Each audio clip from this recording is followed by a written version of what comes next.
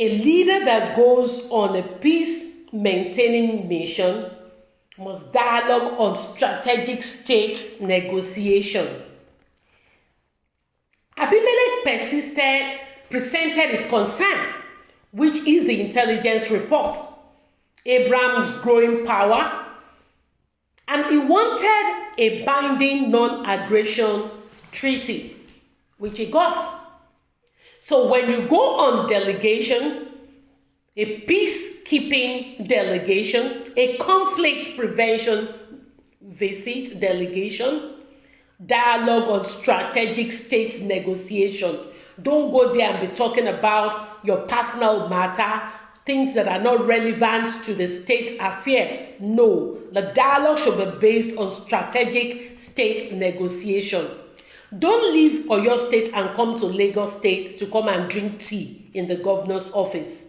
Raise concern about things happening at the border of Lagos State and Oyo State. I'm using that as an example. Focus on why you're there so that there can be peaceful coexistence between the two states. That is just an example. When you're going to dialogue on strategic state negotiation, there is a format. Remember, this third part of the leader's role in maintaining peaceful coexistence is dialogue on strategic state negotiation. Which format are you to take? Talking about the format on the strategic state negotiation, there must be an opening statement. Verse 22, Genesis 21:22. I want us to read it so that we can get what the Bible is saying there. And it came to pass at that time that Abimelech and Phicol, the chief captain of his host, spake to Abraham, saying, God is with thee in all thou doest.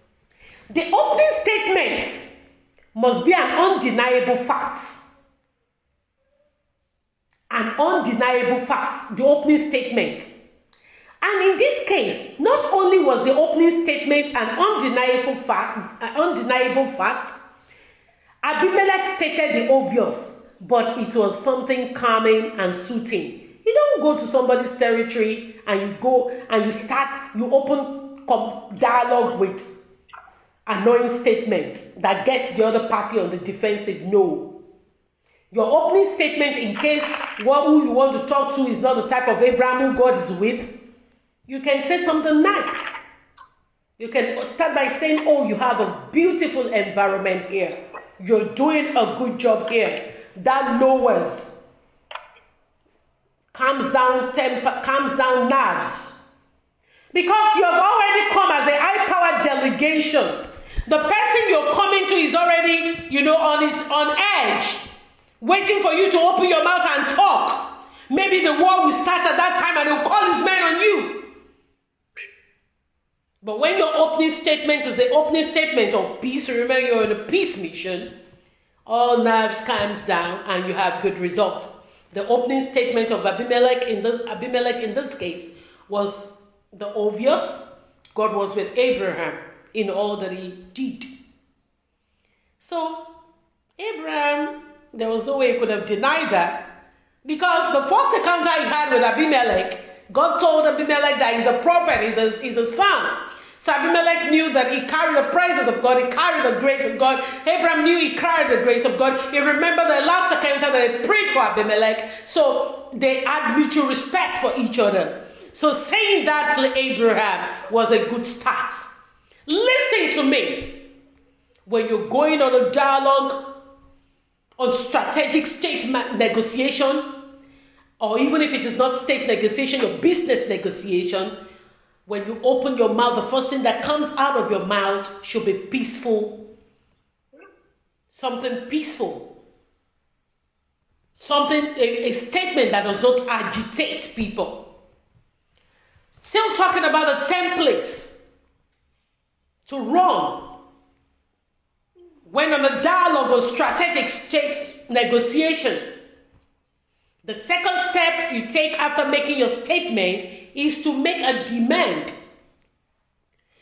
The king said, God is with you in all that you do. And I want you to do me a favor. I want you to swear to me that you will not attack my son or my son's son. This is a man planning for the moment, the future, and the generation. Yes, real leaders, they don't plan for the moment alone. Real leaders, when they are having strategic state negotiation, they don't look for immediate gratification. The demand they make takes care of the immediate future and the future. Listen to me if you are a leader. If all you do in your office is to maintain peace for the tenure you're on throne, like Ezekiel said, well, once there is peace during my reign, anything can happen when it is my son's reign. Remember, God told him, for taking the Babylonians round your house, your home, the palace, your children will be taken into captivity. And instead of the king to pray, it was like, okay, in the sense that during my time I will have peace. During the time of my children, they will sort themselves out. No, leaders don't behave that way. True leaders, as it is in the case of Abimelech, they take care of now, which is their reign. They take care of tomorrow, their son's reign. They take care of future time, their sons, their grandchildren's reign. If you're a leader on the sound of my voice, and the negotiation you've been making for your state as in the state or a nation as a whole, and the negotiation is just about now, and it doesn't take care of the future generation and the generations far ahead, you have failed as a leader. Abimelech demanded that his sword, that is, in fact, is a lifelong thing. It's like saying, till eternity comes, you will never come close to my lineage. You will never come close to my state.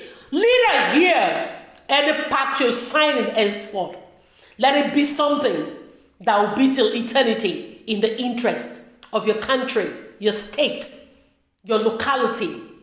That is what a true leader, the role of a leader in maintaining peaceful coexistence. Praise the Lord. So Abimelech made that demand, and Abraham agreed. In verse 24, Abraham said, no, it's done.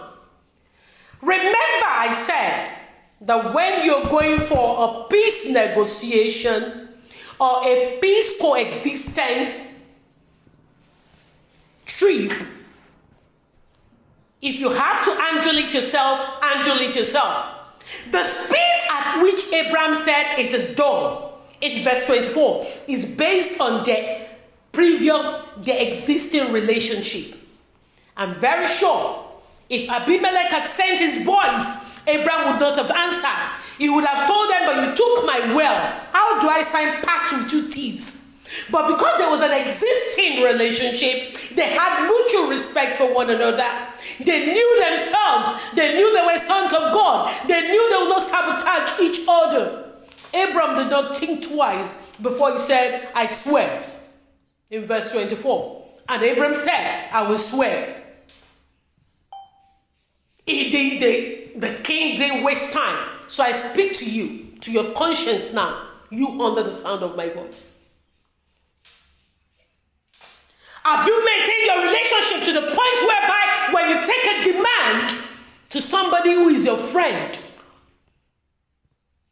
they will endorse it expressly?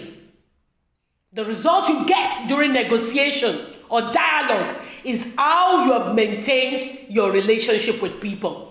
Abimelech had a fantastic relationship with Abraham, and it played out here. Abraham endorsed. He said, yeah, I'll swear.